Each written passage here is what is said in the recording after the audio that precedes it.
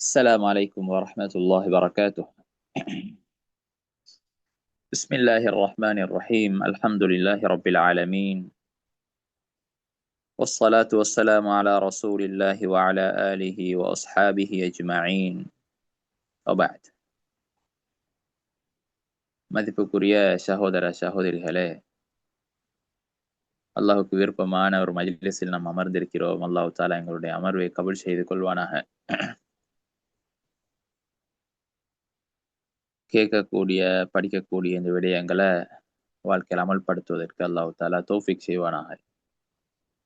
இன்றைய எங்களுடைய அமர்வின் தலைப்பு சூரத்துன் நஸ்ர். சூரத்துன் நஸ்ர். இன்ஷா அல்லாஹ் நாளுடைய அமர்வு சூரத்துல் மஸத். நாளை மறுதினம் இன்ஷா அல்லாஹ் சூரா அல் காஃபிரூன், சூரா நஸ்ர், சூரா அல் மஸத், மூன்றை எப்படி வாழ்வில் அமல்படுத்தலாம் என்ற ஒரு சின்ன ஒரு பயிற்சி செய்வோம். ஹைர், வளமை போன்று இந்த சூரா நஸ்ர் பற்றியான ஒரு அறிமுகத்தை பார்ப்போம்.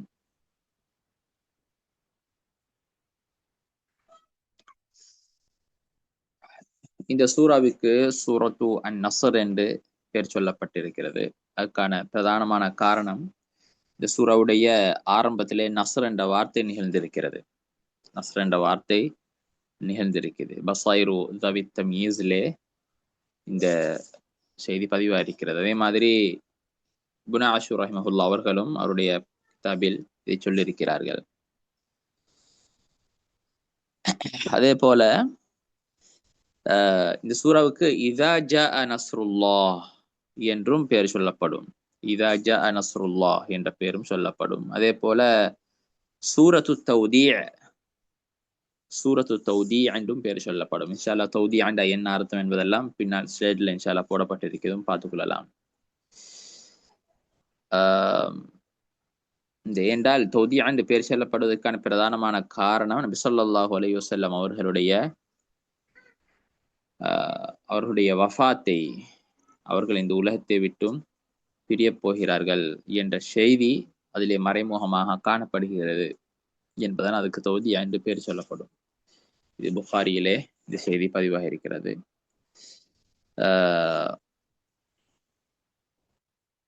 அதே போல இந்த சூறாவுக்கு பல சிறப்புகள் இருக்கிறது. இந்த சூறா தான் குர்ஆனிலே இறுதியாக இறங்கப்பட்ட சூறா. முழுமையாக இறுதியாக இறங்கப்பட்ட சூறா இந்த சூரத்துன் நஸ்ர் தான். உபைதுல்லா இப்னு அப்துல்லா இப்னு உத்பா ரலியல்லாஹு அன்ஹு இவங்க சொல்றாங்க, என்னிடம் அப்துல்லா பின் அப்பாஸ் ரலியல்லாஹு அவங்க கேட்டாங்க, தஅலமு ஆகிர சூரத்தின் நஸரத் மினல் குர்ஆனி நஸரத் ஜமீஅன், மொத்தமாக டோட்டலா குர்ஆன்ல எந்த சூரா இறுதியாக இறக்கப்பட்டுச்சு என்றது உங்களுக்கு தெரியுமா? நான் சொன்னேன், ஆம் தெரியும் என்று சொல்லிவிட்டு இதா ஜாஅ நஸ்ருல்லாஹி வல் ஃபத்ஹ் ஓதி காட்டினேன். அப்துல்லா பின் அப்பாஸ் அவங்க சொன்னாங்க, ஸதக்த, சரியாக சொல்லிட்டீங்க என்று சொன்னாங்க. இது செய்தி முஸ்லிம்ல பதிவாக இருக்கிறது. முஸ்லிம்ல பதிவாக இருக்கிறது. இந்த சூரா அடுத்தது, இந்த சூரா மதனியா. இதிலே இஜ்மா உம்மத்தும் ஒன்றுபட்டிருக்கிற அனைத்து முஃபஸ்ஸிரூன்களும் இது மதனியத்தான சூரா என்று சொல்லியிருக்கிறார்கள். இந்த சூராவுடைய அடிப்படையான நோக்கங்கள், பிரதானமான நோக்கங்களில் ஒன்றுதான், அல்லாஹ் தஆலா இந்த தீனை, இந்த மார்க்கத்தை முழுமையாக்கி விட்டான் என்ற ஒரு அறிவிப்பு அங்கே இருக்கிறது. ஒரு செய்தி அங்கே சொல்லப்படுகிறது. இந்த சூராவுடைய உள்ளடக்கத்தை நாம் பார்த்தோம்னு சொன்னா, அல்லாஹ் தஆலா நபி ஸல்லல்லாஹு அலைஹி வஸல்லம் அவர்களுக்கு வெற்றியை வாக்களிக்கிறான். நீங்கள் வெற்றி கொள்வீர்கள் என்ற செய்தியை, எல்லா விதமான வெற்றியும் தான் அதிலே அல்லாஹ் தஆலா வாக்களிக்கிறான். இரண்டாவதாக, இஸ்லாத்திலே சாறை சாறையாக மக்கள் நுழைவார்கள் என்ற ஒரு நற்செய்தி அந்த சூறாவிலே சொல்லப்படுகிறது. மூன்றாவதாக, நபி ஸல்லல்லாஹு அலைஹி வஸல்லம் அவர்களுக்கு அல்லாஹ் தஆலா ஏவுகிறான், எப்பொழுதும் அல்லாஹ்வை துதித்து அவனிடம் பாவ மன்னிப்பு கேட்குமாறு அல்லாஹ் தஆலா ஏவுகிறான். இந்த செய்தி இங்கே சொல்லப்பட்டிருக்கு. இதை உள்ளடக்கம். ஹைர். இன்னும் பல சிறப்புகள் இருக்கிறது, அதனையும் சற்று பார்ப்போம். அல்லாஹ் ஸல்லி வஸல்லம் அலா முஹம்மத்.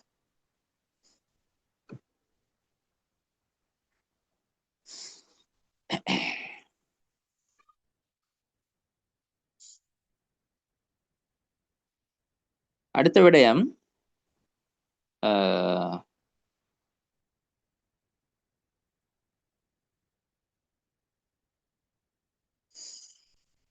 இப்னு அப்பாஸ் ரலியல்லாஹு அன்ஹு ஒரு செய்தி சொல்றாங்க. இந்த செய்தி புகாரியில் வருது. உமர் ரலியல்லாஹு அன்ஹு என்ன அப்துல்லாஹ் பின் அப்பாஸ் சின்ன பிள்ளையாக இருந்தாங்க. அந்த நேரம் சொல்றாங்க, அந்த உமர் ரலியல்லாஹு அன்ஹு நான் சின்ன பிள்ளையா இருக்கிற நேரம் என்ன வந்து பத்ர்ல கலந்து கொண்ட சஹாபாக்கள் இருக்கிற மஜ்லிஸுக்கு என்ன கூட்டிட்டு போவாங்க.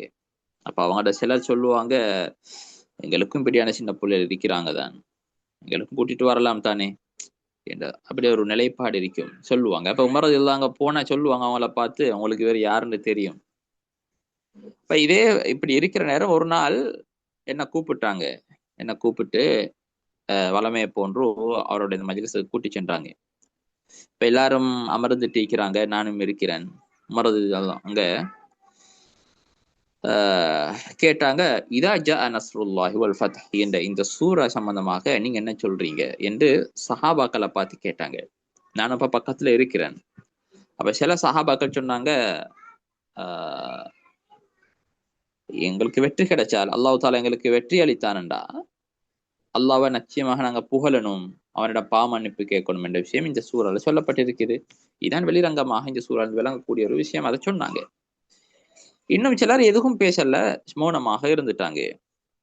அதுக்கு பின்னால திரும்ப என்ன பார்த்து கேட்டாங்க, இப்னு அப்பாஸ் நீங்களும் இப்படியா சொல்றீங்க, நீங்களும் இந்த கருத்தை தானே சொல்றீங்க என்று கேட்டாங்க. நான் சொன்னேன் இல்ல. அப்ப இல்லைன்னு சொல்லும் கேட்டாங்க, அப்ப நீங்க என்ன சொல்ல வாரீங்க? அப்ப நான் சொன்னேன், அஜ்லு ரசூலில்லாஹி ஸல்லல்லாஹு அலைஹி வஸல்லம் அலமஹு லஹு, அதாவது அல்லாஹ் தஆலா ரசூல் ஸல்லல்லாஹு அலைஹி வஸல்லம் அவர்களுடைய வாழ்க்கை, அவர்களுடைய வாழ்வு முடிவு போகிறது என்ற செய்தி அல்லாஹ் தஆலா அவர்களுக்கு அறிவித்து கொடுக்கிறான் என்ற செய்திய சொல்லுது என்று நான் சொன்னேன் என்று இந்த சூறாயை வந்து ஓதி காட்டினாங்க.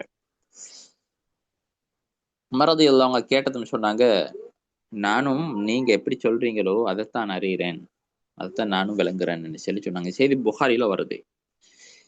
இப்னு தைமிய்யா ரஹ்மஹுல்லாஹ் சொல்றாங்க, மறதி அவங்க இதனுடைய மேலோட்டமான இந்த அர்த்தத்தை வந்து இந்த சஹாபாக்கள்கிட்ட கேட்க இல்லை, இதுல மறைஞ்சிருக்கக்கூடிய ஒரு நுணுக்கமான ஒரு விடயத்து சம்பந்தமாகத்தான் உமர் ரலியல்லாஹு அன்ஹு சஹாபாக்கள்கிட்ட கேட்டாங்க. அப்ப எல்லாருமே அந்த வசனத்தில் உள்ள மேலால விளங்கக்கூடிய விஷயத்தை தான் எல்லாருமே சொன்னாங்க. அப்ப அப்துல்லாஹ் பின் அப்பாஸ் ரலியல்லாஹு அன்ஹு இவங்க தான் இந்த செய்தி நபி ஸல்லல்லாஹு அலைஹி வஸல்லம் அவருடைய வஃபாத் நெருங்கி விட்டது என்ற செய்தி அறிவிக்குது என்பதாக சொன்னாங்க. அதே மாதிரி உமர் ரலியல்லாஹு அன்ஹு வந்து அந்த செய்தியை ஏற்றுக்கொண்டாங்க, அவங்களும் அந்த விஷயத்தான் விளங்கி இருந்தாங்க என்ற செய்திய ஷைኹல் இஸ்லாம் இப்னு தைமிய்யா ரஹிமஹுல்லாஹ் அவங்க அவர்களுடைய மஜ்முல் ஃபத்தாவால விளங்கப்படுத்துறாங்க.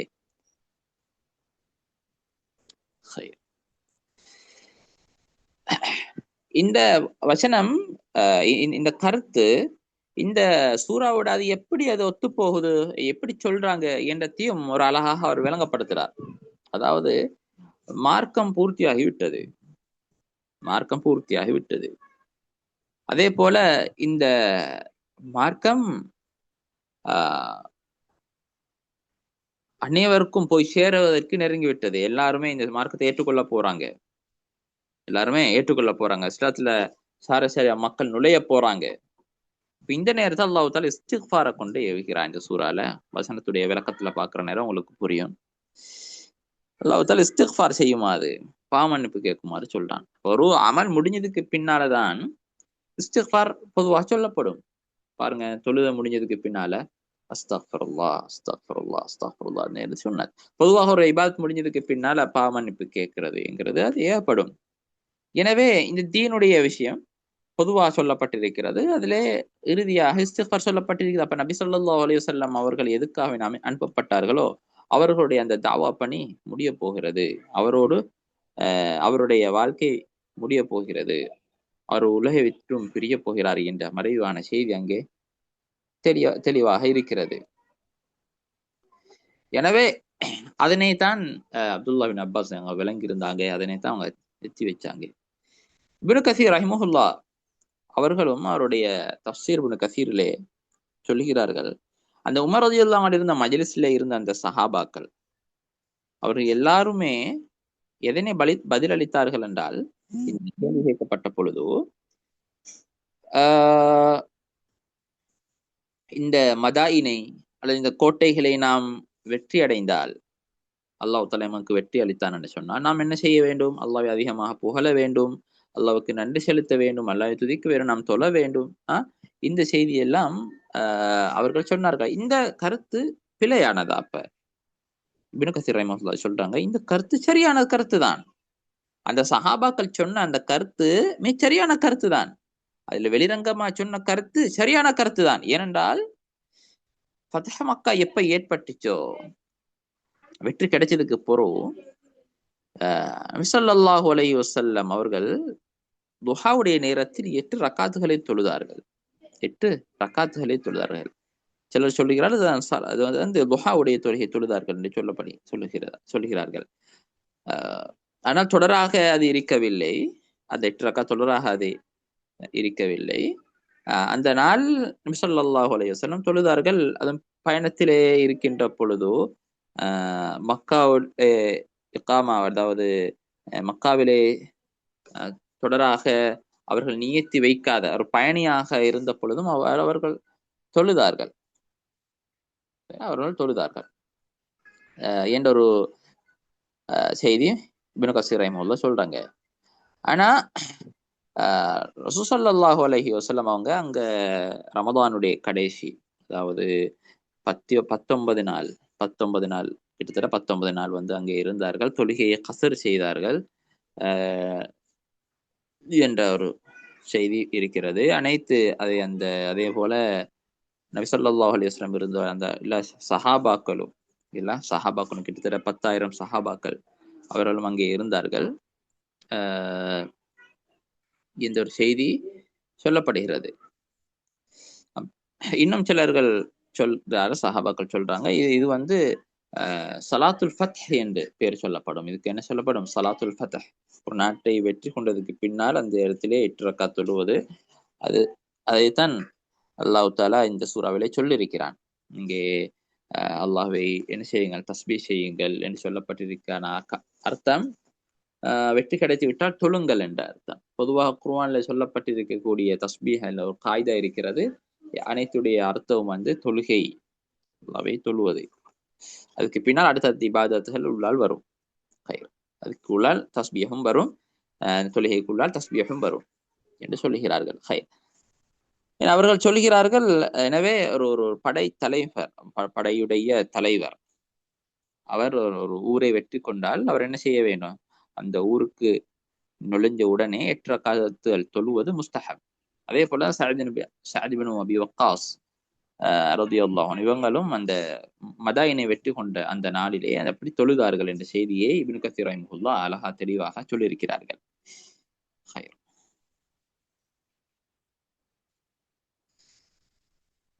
இந்த சூறாவிலே பார்க்கின்ற பொழுது இமாம் பகவி ரஹிமஹுல்லாஹ் அவங்க சொல்றாங்க, இந்த அப்துல்லா பின் அப்பாஸ் அவங்க சொல்றாங்க, இந்த சூரா இறக்கப்பட்டதுடனே நபி ஸல்லல்லாஹு அலைஹி வஸல்லம் அவர்கள் புரிந்து கொண்டார்கள், தெரிந்து கொண்டார்கள், அவருடைய மரணம் நெருங்கிவிட்டது, அவருடைய மரண செய்தி இங்கே சொல்லப்படுகிறது என்ற செய்தியை நபி ஸல்லல்லாஹு அலைஹி வஸல்லம் அவர்கள் புரிந்து கொண்டார்கள் என்று சொல்கிறாங்க. ஹசன் பஸ்ரி ரஹிமஹுல்லாஹ் அவங்க சொல்றாங்க, இந்த சூரா நபி ஸல்லல்லாஹு அலைஹி வஸல்லம் அவர்களுடைய அஜல் நெருங்கிவிட்டது என்பதை அறிவிக்கிறது. எனவேதான் அல்லாஹ் தஆலா தஸ்பீஹ் செய்யுமாறு, தௌபா செய்யுமாறு இந்த சூறாவில் அல்லாஹ் தஆலா ஏவுகிறான். ஏன்? அவர் அமாலு ஸாலிஹாவை இன்னும் அதிகப்படுத்திக் கொள்ள வேண்டும் என்பதற்காக. அதே போல தஃப்சீர் பகவியிலே அவர்கள் கதாதா, முகாத்தில் ரஹிமஹுல்லா இவர்களுடைய ஒரு செய்தியை கொண்டு வராங்க. அவங்க 2 பேரும் சொல்றாங்க, இந்த சூரா இறக்கப்பட்டு அதுக்கு பின்னால் 70 நாட்கள் தான் நபி ஸல்லல்லாஹு அலைஹி வஸல்லம் அவர்கள் வாழ்ந்தார்கள். அதுக்கு பின்னால் மரணிச்சிட்டாங்க ஸல்லல்லாஹு அலைஹி வஸல்லம் என்ற செய்தியை அவங்க சொல்றாங்க. இது இந்த சூரா சம்பந்தமான ஒரு அறிமுகம். அடுத்ததாக நம்ம சூராவுடைய விளக்கத்துக்கு போவோம். இந்த சூரா பொறுத்தவரையில அல்லாஹ் தாலா நபி ஸல்லல்லாஹு அலைஹி வஸல்லம் அவர்களை முன்னோக்கி சொல்றான். நபி ஸல்லல்லாஹு அலைஹி வஸல்லம் பார்த்து சொல்றான், உங்களுடைய எதிரிகளுக்கு எதிராக அல்லாஹ் தாலா உதவி செய்தால், உங்களுக்கு வெற்றி அல்லாஹ் தாலா உறுதிப்படுத்தி விட்டால், நீங்கள் மக்கள் கூட்டம் கூட்டமாக இஸ்லாத்தில் நுழைவதை கண்டால் அல்லாஹ்வை நீங்கள் பரிசுத்தப்படுத்துங்கள். அதாவது அல்லாஹ்வுக்கு எந்த ஒரு குறையும் கிடையாது என்றதை முழுமையாக அதனை ஏற்றுக்கொண்டு அதனை அறிவியுங்கள். அல்லாஹ்வை புகழுங்கள். அதே போல அல்லாஹ்விடம் உங்களுடைய பாவ மன்னிப்பை கேளுங்கள். அல்லாஹ் தாலா அடியார்களை மன்னிக்க கூடிய தன்மை உள்ளவன் என்ற செய்திதான் இந்த சூறாவிலே சொல்லப்பட்டிருக்கிறது. முதலாவது வசனத்தை பாருங்க. இதா ஜா நஸ்ருல்லாஹி வல் ஃபத்ஹ். இதா ஜா நஸ்ருல்லாஹி வல் ஃபத்ஹ். அதாவது உங்களுடைய எதிரிகளுக்கு எதிராக முஹம்மது ஸல்லல்லாஹு அலைஹி வஸல்லம் அவர்களை பார்த்து அல்லாஹ் தஆலா சொல்றான், உங்களுக்கு எதிரிகளுக்கு நாம் உதவி செய்தால் அல்லாஹ் உங்களுக்கு உங்களுடைய எதிரிகளுக்கு எதிராக உதவி செய்தால், அதே போல ஃபத்ஹு மக்காவை அல்லாஹ் தஆலா உங்களுக்கு மக்கா வெற்றியை உறுதிப்படுத்தி விட்டால் என்ற தான் இங்க ஃபத்ஹ் என்று சொல்ல இருக்கிறது ஃபத்ஹு மக்கா, மக்காவுடைய வெற்றிக்கு தான் சொல்லப்படும்.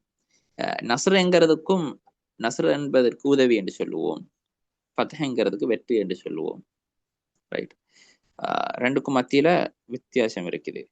ரெண்டுமே உதவிதான். ஒரு அர்த்தத்தில் பார்க்கின்ற பொழுது இரண்டுமே உதவிதான். இதனைதான் இப்னு ஆஷூர் ரஹிமஹுல்லா அவங்க அதனை அழகா தெளிவுபடுத்துறாங்க. நஸ்ருங்கிறது எதிரிக்கு எதிராக ஒருவருக்கு உதவி செய்வது, சரி, ஒருத்தருக்கு உதவி ஹெல்ப் பண்றது. ஃபத்ஹ்ங்கிறது என்னவென்றால்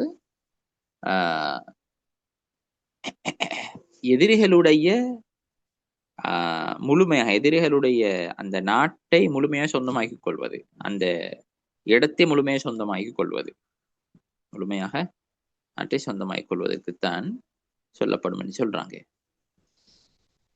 இன்னும் பல கருத்துகள் இதிலே இருக்கிறது. தஃப்ஸீர் இப்னு ஆஷூர்லே இன்னும் பல கருத்துகள் சொல்லப்பட்டிருக்கிறது.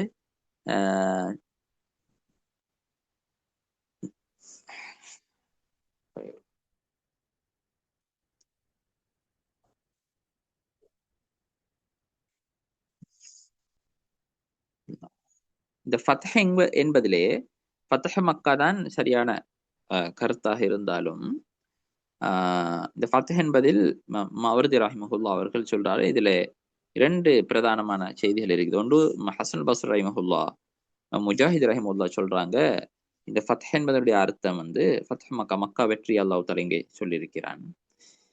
முஜாஹித் ரஹிமஹுல்லா இவங்க சொல்றாங்க, முஜாஹித் அல்ல, இந்த இப்னு அப்துல்லா பின் அப்பாஸ் அவங்க சொல்றாங்க, மதாயின் குசூர் தான் இங்கே நாடப்படுகிறது. அதாவது மக்கா அல்லாத ஏனைய இடங்கள் பின்னால் வெற்றி கொள்ளப்பட்டுச்சு, அந்த இடங்கள் தான் இந்த இதை கொண்டு நாடப்படுகிறது என்பதாக சொல்றாங்க. அதே அப்துல்லா பின் அப்பாஸ் அவங்க, அதே மாதிரி இப்னு ஜுபைர் இவங்க எல்லாம் இந்த செய்தியை சொல்லியிருக்கிறாங்க.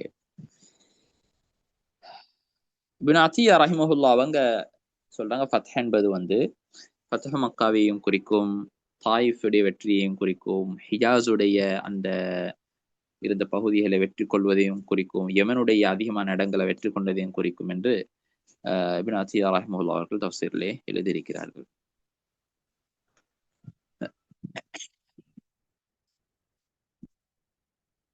இப்னு கஸீர் ரஹிமஹுல்லா அவர்கள் சொல்றாங்க, ஃபத்ஹ் என்பது இங்கே ஃபத்ஹ் மக்கா ஃபத்ஹ் மக்காவை தான் குறிக்கிறது. ஒரு காரணம் சொல்கிறார்கள் என்றால், அரபிகள் இருந்த அந்த பகுதிகள் இருந்த எல்லாருமே ஃபத்ஹ் மக்காவுடைய அந்த ஃபத்ஹ் மக்காவுடைய வெற்றியை எதிர்பார்த்த வண்ணமே இருந்தார்கள் என்ற ஒரு செய்தி அவர்கள் ஞாபகமூட்டுகிறார்கள். அதுக்கு பின்னால் நிறைய விஷயத்தை அவர் கதைச்சிருக்கிறார்கள். ஹைர், இந்த செய்தி புகாரிலையும் வருது. அடுத்த வசனத்துக்கு போவோம். வராய்த الناس يدخلون في دين الله أفواجا. அடுத்த விடயம் அல்லாஹ் தஆலா என்ன சொல்றான்? நீங்கள் மக்கள், அதாவது அரபிகள் தீனிலே, மார்க்கத்திலே, இஸ்லாத்திலே கூட்டம் கூட்டமாக நுழைவதை கண்டால், கூட்டம் கூட்டமாக நுழைவதை, அஃப்வாஜன் என்று சொல்றது கூட்டம் கூட்டமாக சாறை சாறையாக நுழைவதை கண்டால். அப்ப இந்த தஃப்சீர் தான் இப்னு ஜரீர் அத்-தபரி ரஹிமஹுல்லாஹ், தஃப்சீர் அல்-குர்துபி, பிகாய், இது போல பல தஃப்சீர் கிதாபுகளில் சொல்லப்பட்டிருக்கிறது. இப்னு அத்தியா ரஹிமஹுல்லாஹ் சொல்றாங்க, இந்த இடத்துல ஃபத்ஹ் மக்காவில இருந்து நபி ஸல்லல்லாஹு அலைஹி வஸல்லம் அவர்களுடைய மரணம் வரை அரபிகள் நுழைவதை கண்டால் என்பதுதான் இதனுடைய அர்த்தம் என்பதாக சொல்லியிருக்கிறாங்க. சரி, அந்த ஃபத்ஹ் மக்காவுக்கு பின்னால அதுக்கு பிறகு நபி ஸல்லல்லாஹு அலைஹி வஸல்லம் அவர்களுடைய மரணம் வரை உள்ள அந்த காலப்பகுதியில் நிறைய பேர் இஸ்லாத்தை ஏற்றுக்கொண்டு சாரை சாரையாக இஸ்லாத்தை ஏற்றுக்கொண்டு வந்தார்கள்.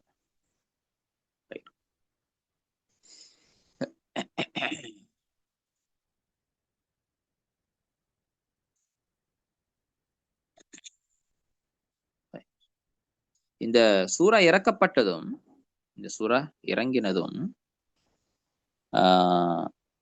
ஒரு ஹதீஸ் வருது அஹ்மதுல, அதே போல கிதாபுகள்ல வருது. ஸல்லல்லாஹு அலைஹி வஸல்லம் சொன்னாங்க,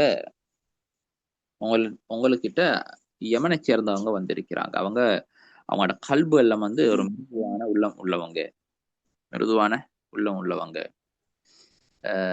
அவங்க நிறைய ஞானம் கொடுக்கப்பட்டவங்க, அவங்க ஈமான்தாரிகள் அங்க இருக்கிறாங்க என்ற செய்தியை சொன்னாங்க. யமனை சேர்ந்தவங்கள சம்பந்தமாக சொன்னாங்க. இந்த செய்தி ஹதீஸ்ல பதிவாக இருக்கிறது. இந்த சூரா இறக்கப்பட்டது நபி ஸல்லல்லாஹு அலைஹி வஸல்லம் அவர்கள் சொன்ன ஒரு விடயம். சரி, அதாவது இஸ்லாத்தை ஏற்றுக்கொண்டாங்க, இஸ்லாத்தை ஏற்றுக்கொண்டு வருவாங்க, இஸ்லாத்தை ஏற்றுக்கொண்டு வந்தாங்க.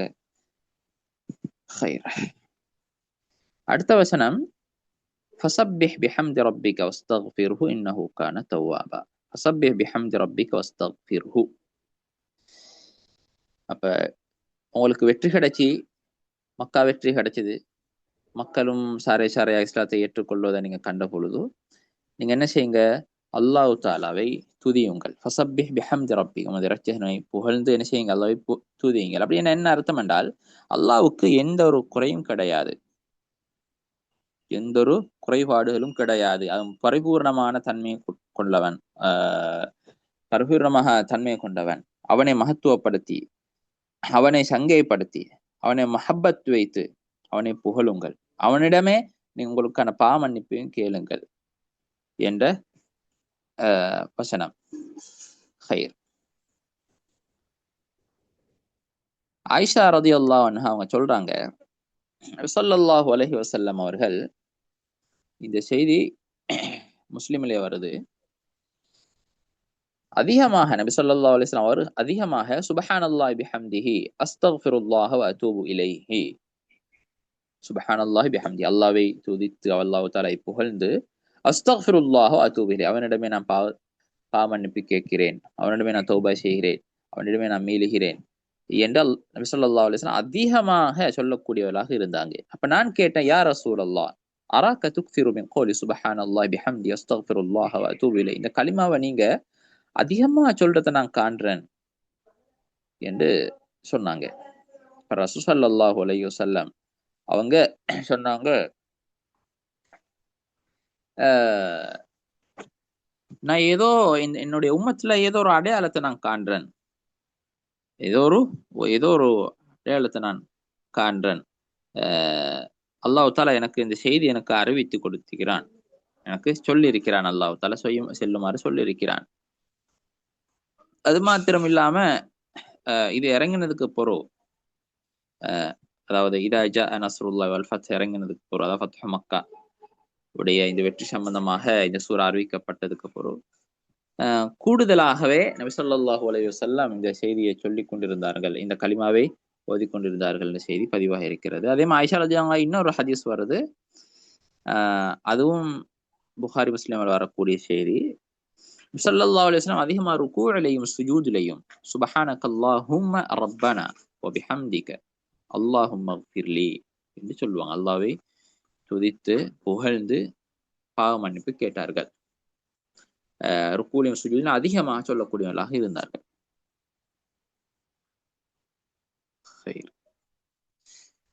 அடுத்தது இன்னஹு கான தவ்வாபா. இன்னஹு கான தவ்வாபா என்றால் அல்லாஹ் தஆலா அடியார்களை மன்னிக்கக்கூடிய தன்மை உள்ளவன், மன்னிக்கக்கூடிய தன்மை உள்ளவன், மன்னிப்பதற்கான வாய்ப்பை கொடுத்து அதனை தௌபாவை ஏற்றுக்கொள்பவன் தான் அல்லாஹ்.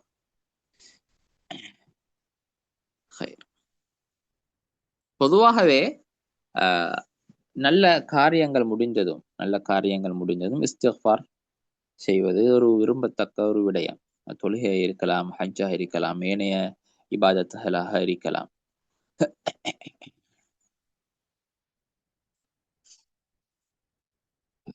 அதே போல ஒருவர் அவருடைய வயதை எத்தி அவருடைய இறுதி காலங்களிலேயே அதிகமாக தாத்துகளை கூட்டிக் கொள்ள வேண்டும், அதிகமாக அல்லாஹ்வுடைய வழிபாட்டில் ஈடுபட, இபாதத்தில் ஈடுபட வேண்டும், இஸ்திக்ஃபாரில் ஈடுபட வேண்டும். இந்த செய்தியும் இங்கே சுருக்கமாக ஒரு மறைமுகமாக சொல்லப்பட்டிருக்கிறது. அடுத்ததாக இந்த செய்தி பாருங்க, நபி ஸல்லல்லாஹு அலைஹி வஸல்லம் அவர்களுக்கு ஒரு மறைமுகமான ஒரு செய்தி இங்கே சொல்லப்படுகிறது. இது இஹ்பாரும் பிகைப், ஒரு மறைமுகமான ஒரு செய்தி இங்கே சொல்லப்படுது. இது நுபுவத்துடைய அடையாளங்களில் ஒன்று. நபி ஸல்லல்லாஹு அலைஹி வஸல்லம் அவர்கள் நபி, ஒரு செய்தி அறிவிக்கப்பட்டு நபி ஸல்லல்லாஹு அலைஹி வஸல்லம் பின்னால சொல்றாங்க, மக்களுக்கு எத்தி வைக்கிறாங்க, ஆனதுக்கு பின்னால நடக்குது என்றால் அது அவர் நபி, உண்மையான நபி என்பதற்கு ஒரு அடையாளம். செய்தி இங்கே சொல்லப்பட்டிருக்கிறது. ஹைரன். நாங்க என்ன செய்வோம்டா, இது சுருக்கமாக பார்த்திருக்கிறோம். வளமை போன்று இன்ஷா அல்லாஹ் இந்த ஸ்லேட் இன்ஷா அல்லாஹ் போடப்படும். ஸ்லேட்ல உள்ள விஷயங்களை இன்ஷா அல்லாஹ் வாசிங்க.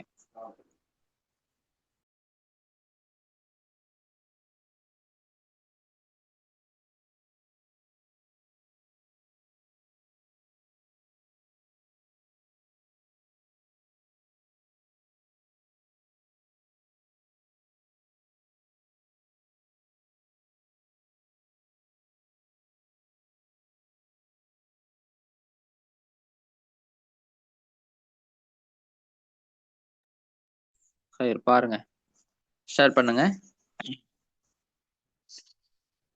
நான் சொல்லாத பல விடயங்கள் ஸ்லேட்ல இருக்குது, வாசிங்க.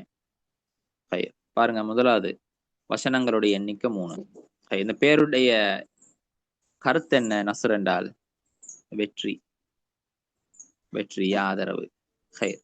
அடுத்தது நஸ்ர் என்பதால் நோக்கப்படுவது நபி ஸல்லல்லாஹு அலைஹி வஸல்லம் அவர்களுக்கு மக்கா வெற்றி குறித்து வழங்கப்பட்ட நற்செய்தி. இதான் இந்த சூறாவுடைய இந்த அர்த்தம், இந்த நற்செய்தி. அடுத்தது அந்நஸ்ர் என்று பெயரிடப்படுவதற்கான காரணம், இந்த சூறாவின் முக்கிய பொருள் மக்கா வெற்றி பற்றியது. அல்லாஹ் அதனை நஸ்ர் வெற்றி என்று அழைத்துள்ளான்.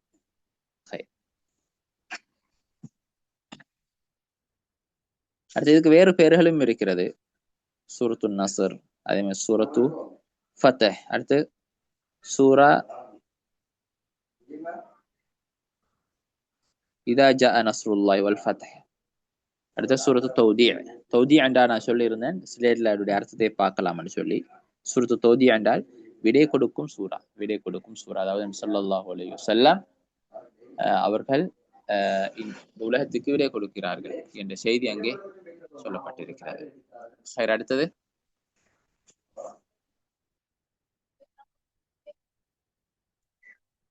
இதன் முக்கிய நோக்கம் என்ன?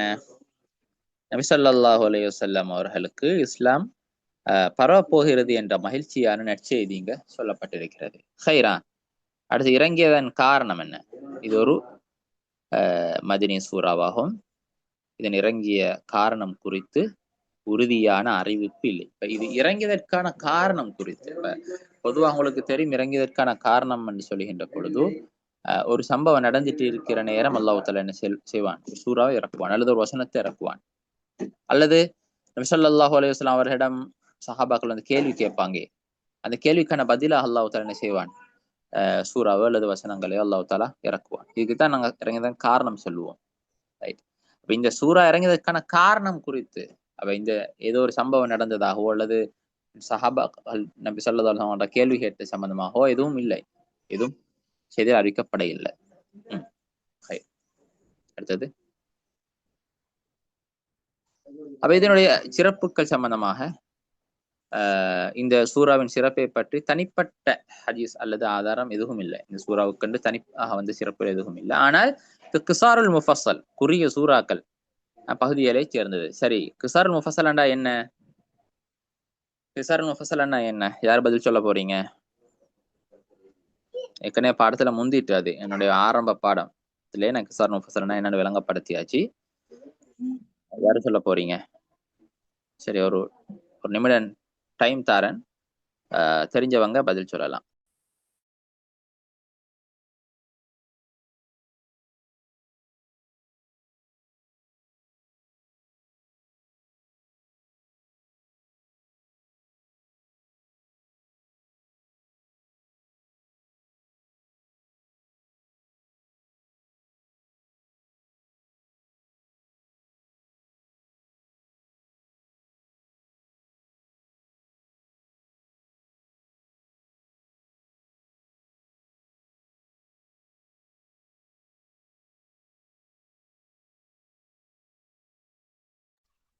கிசாருல் முஃபஸ்ஸல் என்னென்ன வரைவிலக்கணத்தை நான் அழகாக முதலாவது பாடத்தில் விளங்கப்படுத்தியிருந்தேன்.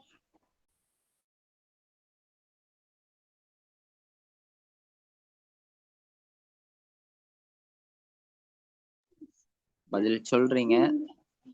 சரி சொல்லுங்களே, யாரு சரியா சொல்லுன்னு பாப்போம். முஃபஸ்ஸல் என்ன, எங்களுடைய பாடத்திட்டம் என்ன என்றதெல்லாம் விளங்கப்படுத்தியிருந்தோம்.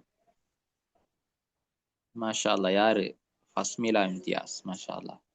சூரா துஹாவில் இருந்து சூரா நாஸ் வரைக்கும் உள்ள பகுதிக்கு தான் கிசாருல் முஃபஸ்ஸல் என்று சொல்லப்படும். முஃபஸ்ஸல் என்கிறது வந்து பொதுவாக சொல்லப்படும் என்ன, சூரா காஃப்ல இருந்து நாஸ் வரைக்கும் உள்ள பகுதி. அதுல கிசாருல் முஃபஸ்ஸலுடைய பகுதி நான் அந்த முஃபஸ்ஸலை வந்து மூணாக பிரிப்போம். ஒன்று கிசாருல் முஃபஸ்ஸல். கிசாருல் முஃபஸ்ஸல் என்றால் துஹால இருந்து நாஸ் வரைக்கும் உள்ள பகுதி. அதே போல லைல இருந்து நப உள்ள பகுதிக்கு நாங்கள் அவுசாத்துல் முஃபஸ்ஸல் என்று சொல்லுவோம். அதுக்கு பிறகு அந்த முர்சலாத், அதாவது சூரா ஜுஸு தபாரக்குடைய கடைசியில இருந்து காஃப் வரைக்கும் உள்ள பகுதிக்கு திவாலுல் முஃபஸ்ஸல் என்று பேர் சொல்லப்படும். சரி, அப்ப இந்த முஃபஸ்ஸலுக்கு சிறப்பு இருக்கிறது. முஃபஸ்ஸலுக்கு ஒரு சிறப்பு இருக்கிறது. நபி ஸல்லல்லாஹு அலைஹி வஸல்லம் சொன்னாங்க, ஃபுத்தில்து, எனக்கு ஒரு மேலதிகமாக சிறப்பித்து கொடுக்கப்பட்டதான் முஃபஸ்ஸல் என்று சொன்னாங்க. ஹைர். அது சம்பந்தமா நான் முஃபஸ்ஸல் சம்பந்தமா விரிவாக முதலாவது பாடத்துல கதைச்சிருக்கிறேன். இன்ஷா அல்லாஹ் அது சம்பந்தமா மேலதிகமான தகவல்களை அறிந்து கொள்வதற்கு முதலாவது பாடத்தை போய் பாருங்க. ஹைர், நம்ம அடுத்த இதுக்கு போவோம்.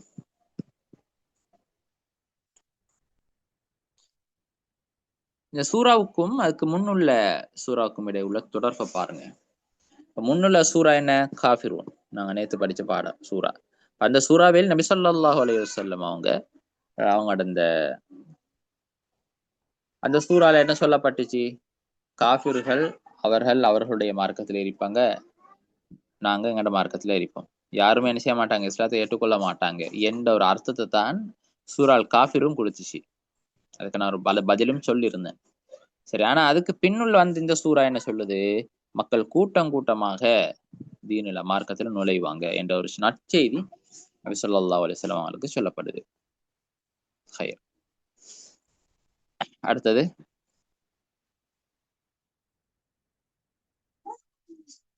சூரா காஃபிரின் சுருக்கமான விளக்கம். இதை வாசிங்க, வாசிச்சுட்டு டன்னு போடுங்க.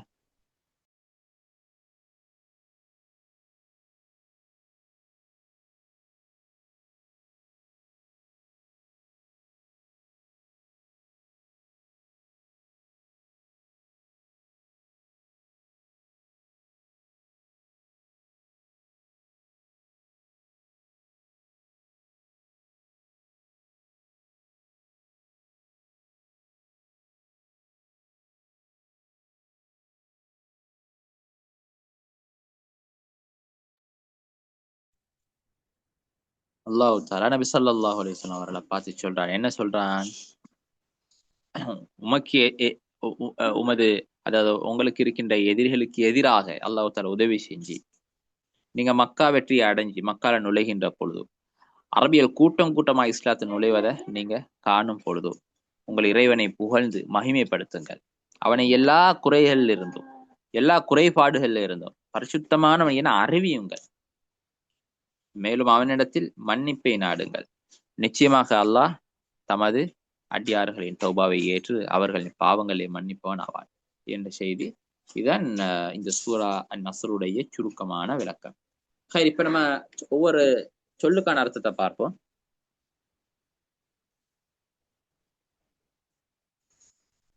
பாருங்க, இதா ஜா வந்தால் என்ன வந்தால்? உதவி, நஸ்ர், உதவி வந்தால்.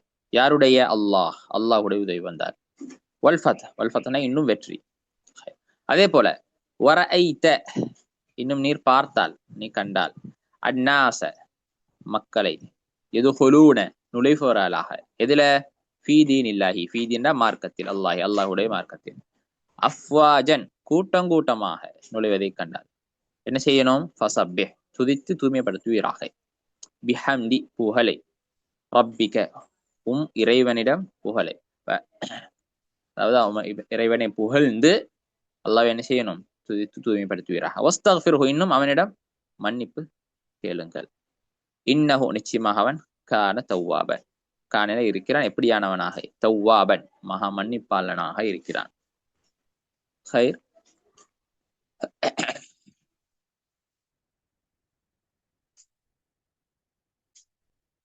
இதை வாசிங்க, வாசிட்டு டன் போடுங்க.